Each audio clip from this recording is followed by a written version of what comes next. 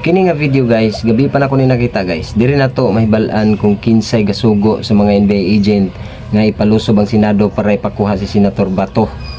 So hinungdan sa kagubot dito guys, kaguliyang guys.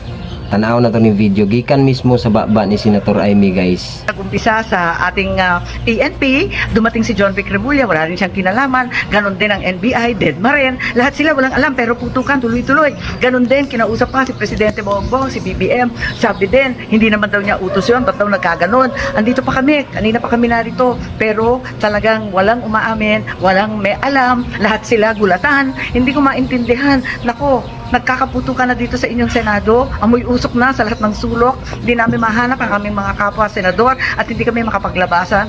Ay, eto, ang sabi nila, talagang denied to death. Pero, ang sabi ng NBI agents, inutusan daw sila personally and directly ni BBM. Arrest Bato at all costs, kahit sino pa ang mamatay. Kahit sino pa ang madali. Basta pasukuin si Bato. Ngayon din. Kaya di na namin maintindihan ano ba totoo. Mukhang wala namang nag-utos nito. Bakit nagkaroon ng Senate siege? So mura to guys, daghang salamat.